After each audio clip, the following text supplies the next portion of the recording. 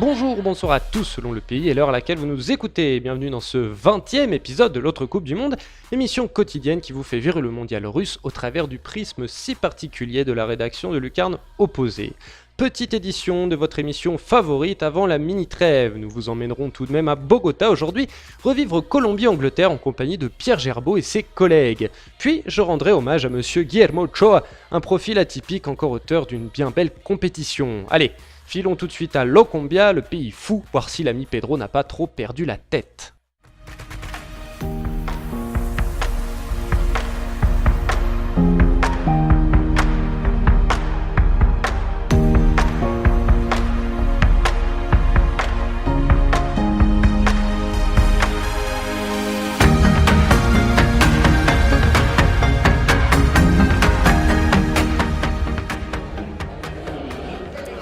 Alors pour tous les auditeurs et toutes les auditrices de l'autre Coupe du Monde, pour vous situer un peu le contexte, le match est à 13h, heure de Bogota, le Colombie-Angleterre, et c'est simple en fait.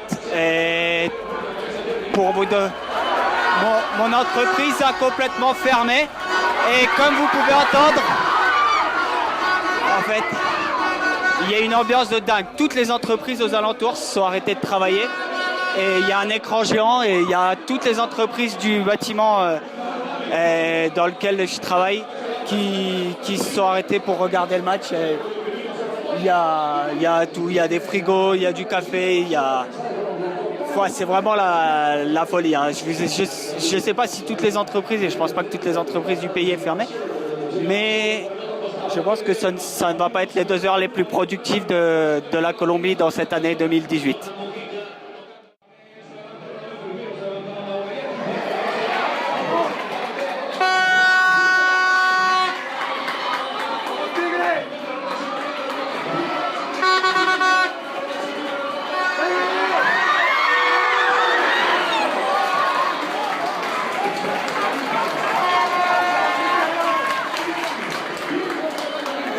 On est dans le temps additionnel de la première période. Là, Quintero vient de frapper. Ça doit être la première frappe cadrée de la Colombie.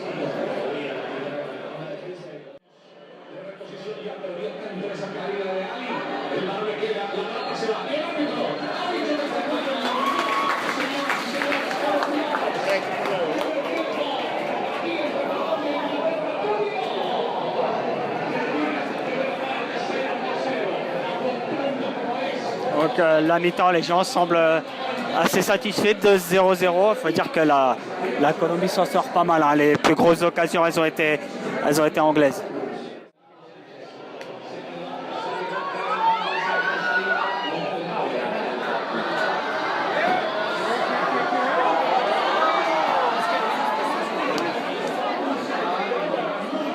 Penalty. L'arbitre vient de siffler penalty pour l'Angleterre. Et il a mis un carton à Cuadrado, non, à Carlos Sanchez.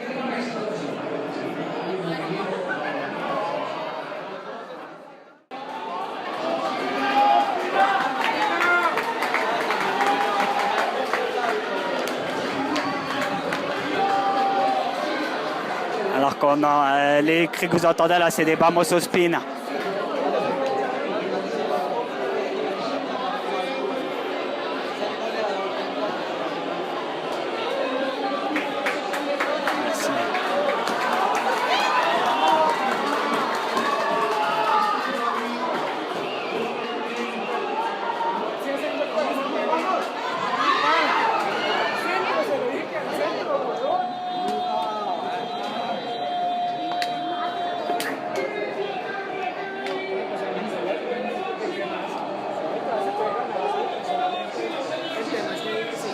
Voilà, ambiance vraiment très silencieuse. Il y a 2 coups de trompette pour essayer de se donner de l'espoir, mais c'est très très silencieux.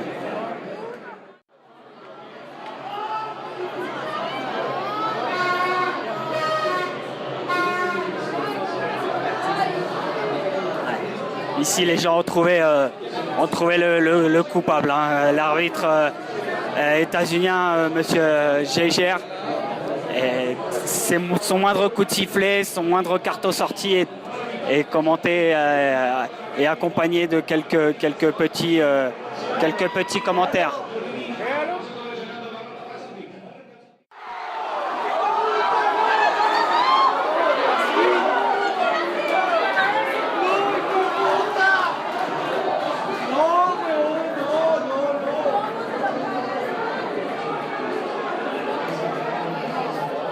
Quelle occasion pour la Colombie. La Cuadrado avait la balle du 1 partout et au-dessus là, il se pourrait que la Colombie ait laissé passer sa chance.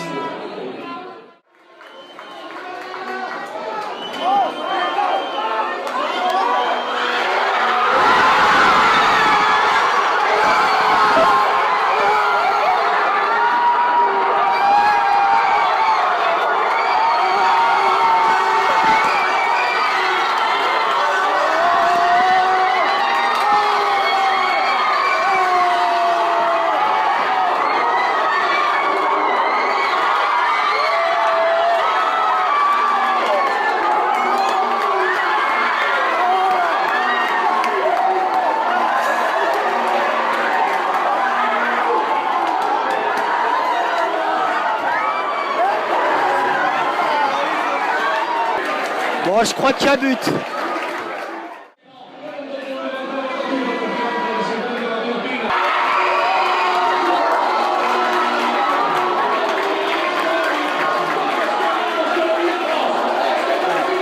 Et fin du match, c'est chaud. C'est très chaud. L'égalisation, elle a rallumé une flamme de dingue là.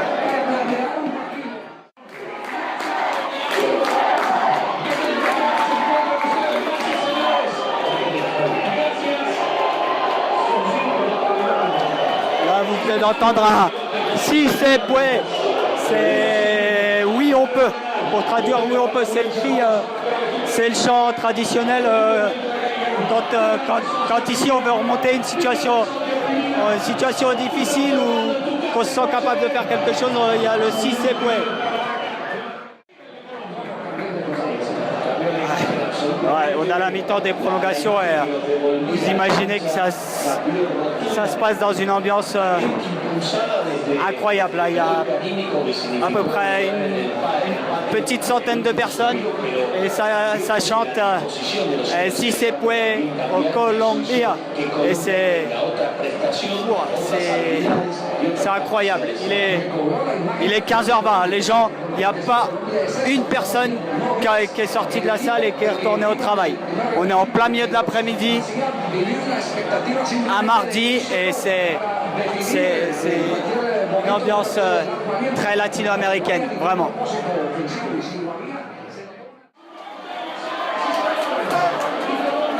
C'est donc au tir au but que Suitième va jouer. Les réactions mitigées hein,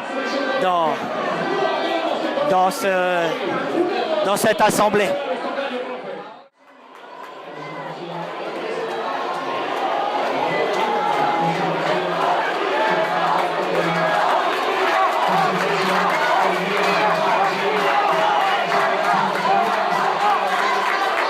Henderson.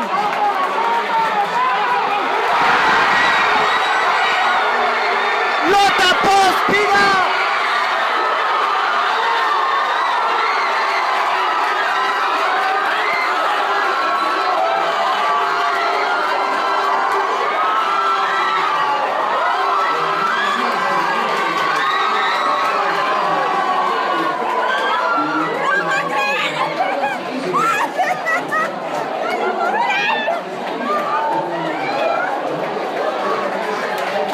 Mateus Uribe.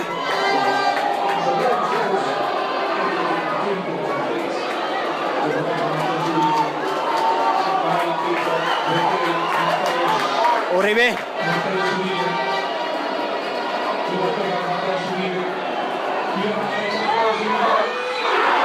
Putain. Uribe qui rate, qui tire en force. où l'ambiance est descendue direct d'un cran, la climatisation.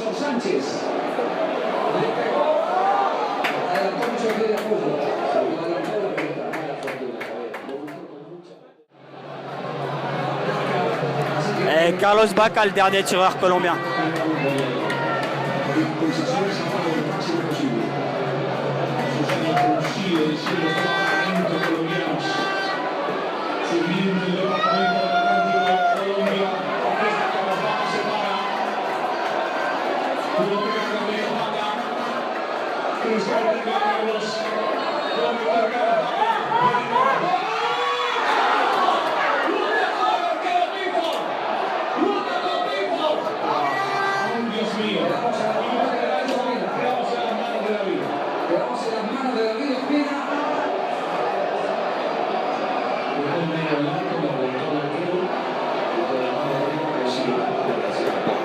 Bacca qui a loupé, là il n'y a plus un bruit.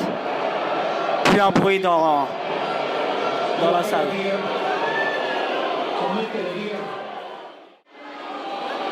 C'est Rick d'ailleurs.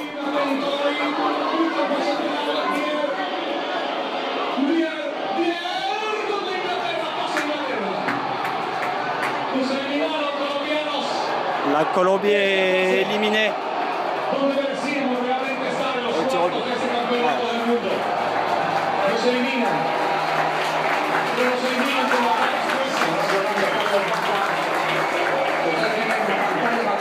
J'entendais quelques applaudissements, mais ils sont timorés. Hein. Voilà, la Colombie sort en huitième de finale au penalty. Et là, je suis dans la rue. Pour entendre, il y a zéro bruit.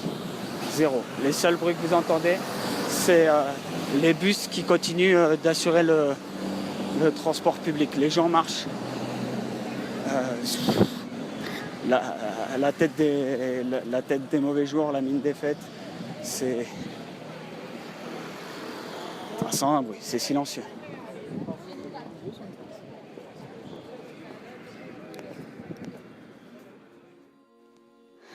Hola Simon.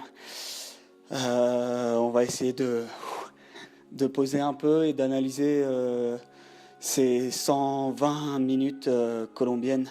Et alors, au-delà de dire, évidemment, tu as la déception qui prime. Tu peux pas ne pas être déçu. Et après, penalty, pas penalty, tout ça, peu importe. Et ce qu'il faut dire en premier, c'est que Pekerman s'est renié, tout simplement, ce soir. Et pourquoi il s'est renié ?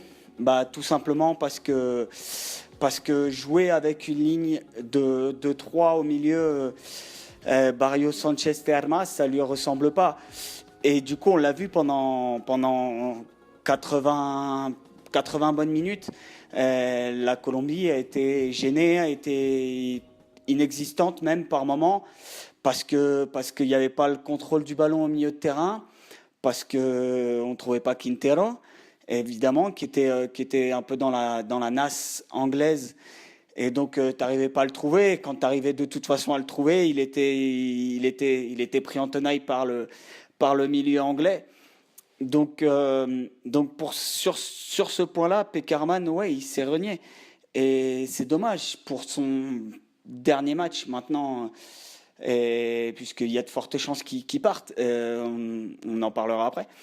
Mais c'est dommage, parce qu'une fois que la Colombie a fait rentrer 2 attaquants, une fois que Mateus Uribe est rentré, qui est un peu plus offensif que Lerma par exemple, et une fois que ces changements ont été effectués, la Colombie a été bien plus dangereuse. Alors elle a arraché un peu miraculeusement l'égalisation dans le temps additionnel.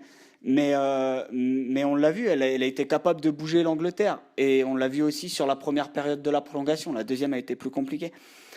Mais ouais, c'est un peu dommage, c'est un peu frustrant parce que c'est pas ce match, c'est l'antithèse Pekerman sur le cycle de 4 ans qu'il vient de faire. Ce match-là, c'est tout simplement l'antithèse de son jeu.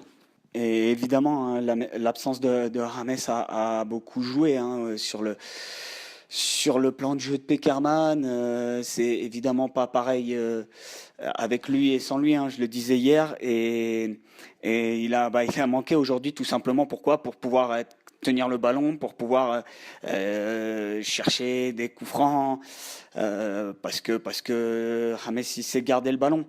Donc pour toutes ces raisons-là, il a manqué aujourd'hui. Il a manqué aussi. Il aurait très bien pu aller tirer dans la séance de tir au but, mais non, il a surtout manqué dans le jeu. Donc le bilan, hein, pour cette Colombie, il est mitigé. Alors c'est évidemment pas honteux de se faire sortir en huitième par l'Angleterre. Le bilan, il est surtout que la Colombie a fait un seul vrai bon match dans ce mondial, un seul vrai match à son niveau, c'est contre la Pologne. Et elle a souffert face au Sénégal, face au Japon, on n'en parle même pas. Et aujourd'hui, elle a souffert aussi, elle s'est fait bouger et elle a couru après le ballon, ce que cette équipe ne sait pas faire, tout simplement. Et donc maintenant, qu'est-ce qui va se passer? Pekerman devrait partir, je pense, parce qu'il a vécu des moments difficiles personnels dans les mois qui ont précédé la Coupe du Monde. Donc je pense qu'il va se reposer, il va vouloir être auprès des siens, tout simplement. Et je l'imagine pas repartir sur un cycle de 4 ans, repartir avec les qualifications. Et maintenant, on va voir, hein, qui va prendre la sélection colombienne. Osorio, peut-être. Selon des journaux péruviens, on parle de Gareca. À voir si Gareca va rester au Pérou ou va vouloir sortir. Ça va être sa volonté. Et aujourd'hui, je pense que ce sont les deux les mieux placés pour reprendre la sélection colombienne. Et avec quel joueur? La Colombie a un réservoir. Ça, c'est pas le plus gros problème. Falcao, j'imagine mal continuer. Bacca, j'imagine mal continuer. Cuadrado, point d'interrogation. Mais il y a du talent. Il y a Izquierdo qui est là, il y a Muriel. En 10, il y a Nicolas Benedetti du Deportivo de Cali qui est en train d'éclore petit à petit. Au milieu, on a vu que Barrios, Carlos Sanchez fait aussi partie de ceux qui ont du mal à continuer. Donc on a vu que Barrios pouvait tenir un peu la baraque. C'est la même chose pour Uribe, pour Lerma, qui sont capables de peser au milieu. Il y a le petit Kevin Balenta qui est au Deportivo de Cali, qui est très demandé, très sollicité, notamment en MLS, qui pourra aussi, pourquoi pas, d'ici 1 ou 2 ans, frapper à la porte de la sélection. Et devant, donc il y a Miguel Borja, il y a du monde. Le réservoir colombien, il n'est pas vide. Mais la préoccupation, la seule question maintenant, ça va être de savoir qui prend la succession. Ça on le verra dans les prochaines semaines, je pense. Quel dommage pour les cafeteros. Dans tout cela, Lucarne Opposé perd un nouveau représentant. Tiens, comme notre ami Guillermo Ochoa, il y a peu, une figure de la sphère Lucarne Opposé. De Campos à Higuita, en passant par Chilavert et Ceni, le panthéon des portiers latino-américains est constitué de personnalités hautes en couleurs, fantasques, à cadabrantesques, à défaut certes d'être considérés comme des cracks historiques dans leur catégorie. Aujourd'hui encore, cette tradition est entretenue par quelqu'un comme vous, Seigneur Ochoa. Alors oui, je sais, Memo, je peux vous appeler Memo. Bon, vous ne portez pas de maillot stabilo comme votre compatriote Jorge, vous ne marquez pas non plus de coups francs ou de pénalty tel José Luis ou Rogerio, vous ne faites pas du Higuita comme le faisait René, je sais bien tout ça. Mais cher Memo, vous rentrez sans le vouloir, ou peut-être bien que si, dans leur clan si particulier, car vous détonnez. Avant tout, il y a ce style, cette dégaine de fier guerrier aztèque coiffée d'une incontournable crinière brune bouclée, tenue par un large bandeau. On ne parle pas ici des serre-têtes d'Azzurri à la sauce 2000, non, il s'agit pour vous d'une large bande de tissu dont seul Jean-Louis Buffon pourrait éventuellement vous réclamer des royalties. Mais laissons Gigi là où il est, bien calé entre Lev et Sepp. Ne cherchons pas la comparaison, mes mots d'ailleurs, ces énergumènes habitent une toute autre maison. Bref, vous êtes identifiable, et alors que rien ne ressemble plus à un gardien allemand qu'un autre gardien allemand, je mets au défi quiconque de vous trouver un équivalent dans l'histoire des gardiens de but.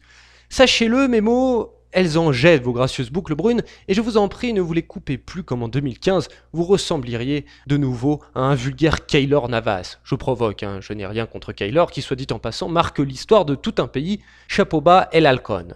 Mais votre marqueur capillaire, Memo, n'est, heureusement pour vous d'ailleurs, pas la seule colonne de votre mythe. On ne peut bien entendu pas évoquer la grandeur d'un gardien sans aborder la question du style de jeu.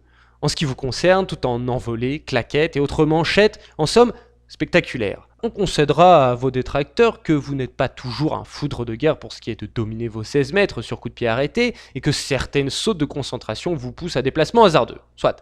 Laissez-les donc cacter, ces gens-là, mon ami Guillermo, au diable la perfection.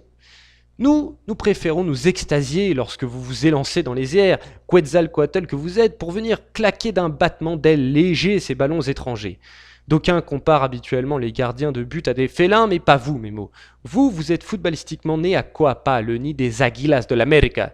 Guillermo Ochoa, vous êtes un aigle fondant sur toute proie approchant imprudemment de votre ligne de but. Votre mondial 2014 était déjà d'un très bon cru, celui de 2018 ne nous aura pas déçus non plus. En 2022, vous n'aurez que 36 ans, un âge somme toute encore convenable pour un arquero comme vous. Alors nous espérons vraiment vous revoir dans vos bois pour ce premier mondial moyen-oriental. Au travers de cet hommage à l'un de mes joueurs favoris, ce qui est tout à fait subjectif, j'en ai bien conscience, je souhaite aussi vous laisser passer un message, chers auditeurs.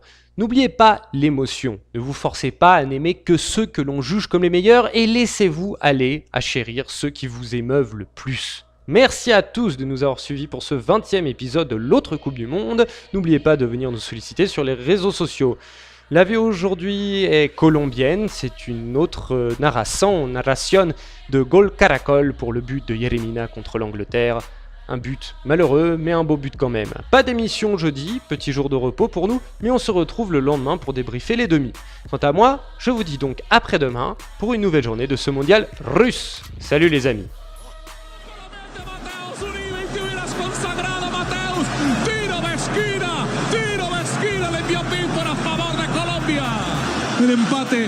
El empate está aquí Cuadrado, barra al centro, segundo palo, sale Jerry, gol de Colombia.